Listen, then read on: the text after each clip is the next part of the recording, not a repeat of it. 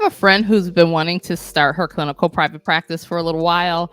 And one thing that I notice is when she gets really excited about the prospect of starting her business, she goes out and she shares this wonderful news with a lot of people. Well, maybe not a lot of people, but people that she talks to, right?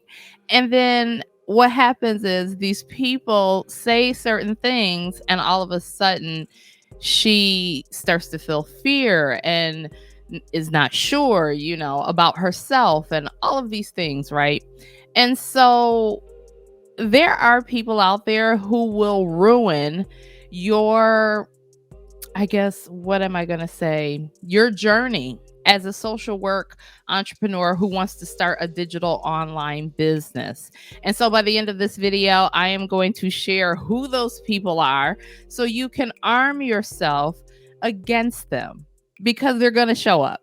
They're absolutely, and this is not just with a digital online business. This is with any business. They are going to show up. And so in this video, I'm going to share 6 people that will ruin your social work digital business journey. So let's get into it.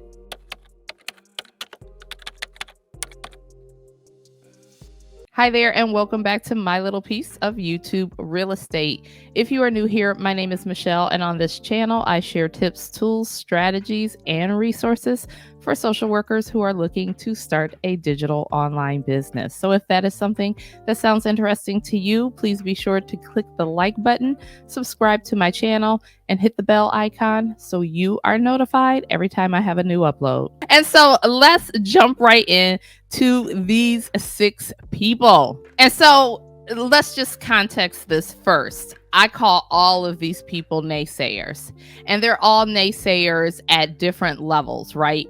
And so the first naysayer that you will probably find in your life is going to be what I like to call the loving relationship naysayer. So who are these people? These are going to be your friends, family, people who are close to you, people who have your best interest at heart. And they're going to have some things to say like, oh, are you sure you want to do this? What are you talking about? I've never heard of such thing. Like, there's going to be so many things they have to say. Now, the thing about these naysayers are they have your best interest at heart. They really don't want to see you get hurt. They don't want to see you end up losing money. They don't want to see you end up potentially failing, right? And so they're going to say things that are there to try to protect you. However, you being the entrepreneur that you want to be, right? It's what you feel, you know it, right? You just know it with everything that you are, right? And so it's going to be important to be able to speak to these naysayers. Now, the first way that you arm yourself against them is don't tell everybody your plans or the moves you're making. Don't do it because a lot of people won't understand your journey. And as social workers, we should understand this. I mean, it's just we see it all the time, right? So there's just going to be people who don't understand your journey, and this includes people who love you. So don't tell them about your moves until things are starting to come to fruition. Now, of course, there are going to be the people closest to you that you share things with, and hopefully they support you in this journey. But if you find that they are not being supportive, you might have to keep some things pretty close to the cuff, right? And that's why it's important to get into a community of like-minded people. It's important because you need other people to have these conversations with. So those are the first naysayers you will see show up. These are the loving relationship naysayers. The next naysayers that you will see show up on your entrepreneurial journey are the limiting belief naysayers. So these are the people who have limiting beliefs about themselves. Their worldview is a complete limiting belief. And so when they start to hear you talk about things that are really out of their train of thought, maybe, they're going to impart those limiting beliefs onto you. They are going to impart those limiting beliefs onto you. Okay. And so you again, want to keep some things pretty close to the cuff because we already have our own limiting beliefs to deal with. You already have your own limiting beliefs to deal with, right? We all do. There is imposter syndrome. There is who's going to buy my products? Is my product good enough? Am I good enough? Do I know what I'm talking about? Are people going to take me seriously? Right? These are all the narratives already going on in your head when you're about to venture into the unknown, especially something as risky as entrepreneurship. They make it very scary because from the time that we are in elementary school, we're groomed to be employees, right? And so this whole entrepreneurship thing is very scary. It's new, it's unknown. It was the same way probably when you went to graduate school, so on and so forth. So just with that being said, these limiting belief naysayers, you have to first address your own limiting beliefs and then keep some things close to the cuff, and then just be able to tell these people, I get what you're saying. However, you don't understand my particular journey. And it's okay to say that. And that is a boundary to be set. You can also set the boundary to let them know if they don't have anything good or positive to say about your journey or what you're doing, keep it to themselves. So you have the right to do that, and that is highly recommended. The third naysayer are what I like to call the lost dreams naysayer. So these are people who wanted to become entrepreneurs. They've let fear stop them. And so when they hear about you, they start to say these things. Oh, well, businesses fail all the time. All of these things, right? That you'll hear people say when they're trying to warn someone against entrepreneurship. These lost dream naysayers are people, again, who their dreams are lost to them. They're letting fear stop them. They're letting their limiting beliefs stop them. They're letting there's some barrier to them making that crossover step from thinking about becoming an entrepreneur, from having a fear about potentially becoming an entrepreneur, right? Because we all feel those feelings, to actually just stepping out there and making moves to make it happen, right? And so because these people have not taken that last step to step out there and make it happen, they've lost their dreams. And so when they hear you talking about these things that they want to do, they might become lost dream naysayers. Now, before we continue, do you have any of these naysayers in your life? If so, pop into the comments and type naysayers. So next, we're on to the fourth type of naysayer that you might find showing up while you're on your entrepreneurial journey. And this is what I like to call the failed dreams naysayers. So we have the lost dream naysayers, but now we have the failed dream naysayers. So these are people who entered into some type of business venture and it did not work out for them. Now, it could range from, it was just a very risky business to begin with, something like a restaurant, right?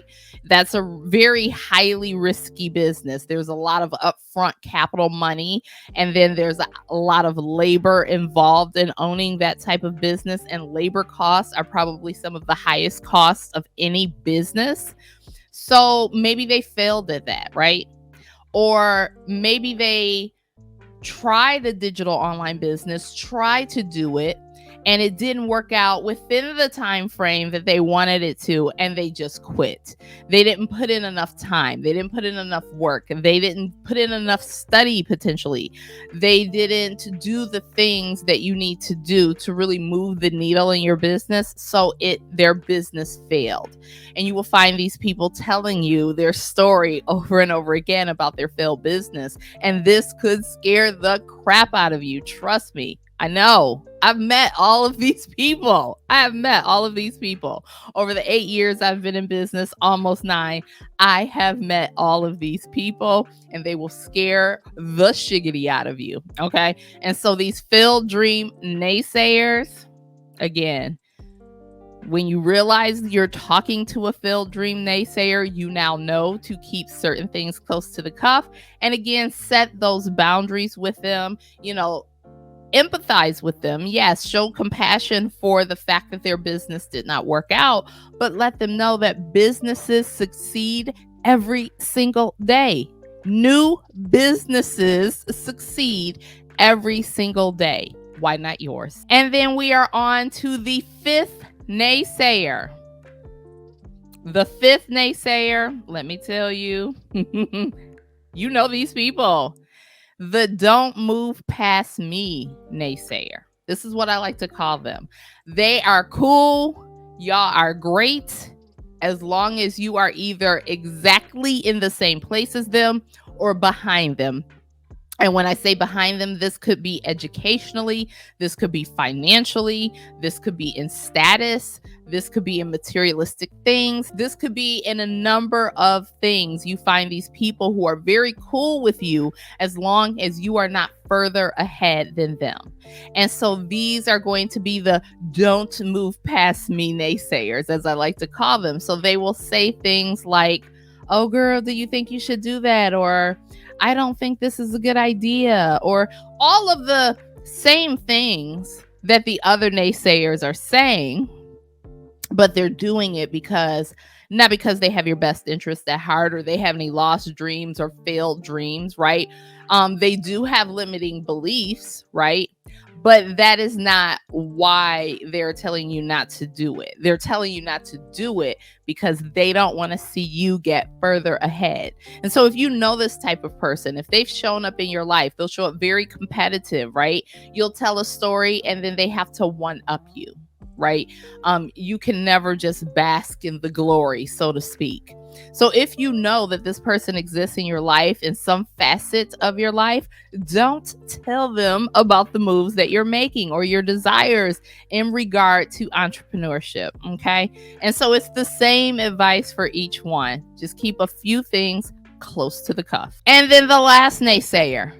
Naysayer number 6 is what I like to call the dream stealing naysayer. This is gonna kind of be your just general naysayer. They're typically a negative person. They just walk around stealing dreams. They're just what dream thieves, you know what I'm saying? They will say anything under the sun to steal your dreams. They will steal your joy. They might steal your man or your woman or your partner or whoever. They might even steal your spirit, right? These people, these are what I like to call energy vampires. They are in your presence and they just steal everything, including your dreams. So if you know this type of person, hopefully you do not, but if you know this type of person, keep some things close to the cuff. Matter of fact, you need to remove this person from your orbit, from your close energy, because energy begets energy, and you don't want that in your space when you're trying to elevate. And trust me, going from employee to entrepreneur is an elevation, right? It is an elevation that comes with a lot of responsibility. Everybody cannot be an entrepreneur. Everybody should not be an entrepreneur.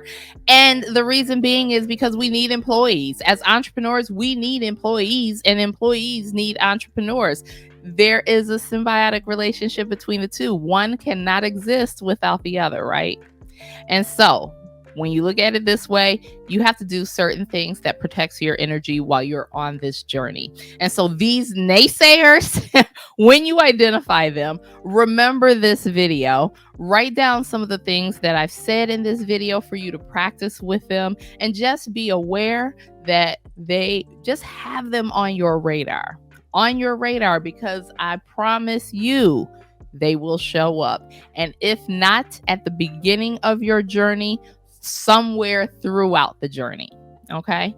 So those are the 6 types of people that will ruin your journey as a social work entrepreneur who wants to start a digital online business. Now, if you are ready to take the first step in realizing your entrepreneurial goals as a social worker who wants to start a digital online business, Swell, the community will be opening in a couple of weeks. And so the wait list is now open for you to sign up, so you are the first notified when the community opens. I have made a video talking about the community, and I'll link to it in the description box below. video. In my next video, I am going to discuss how to start your social work digital online business without having a license. Yes, we are talking about MSW love, baby. So join me for that next video. And as always, don't forget to hit the like button on this video, subscribe to my channel, and be sure to hit the bell icon so you are notified every time I have a new upload. And so until next time, this is your girl Michelle saying, stop waiting. The time is now. Start your digital online business. Bye for now.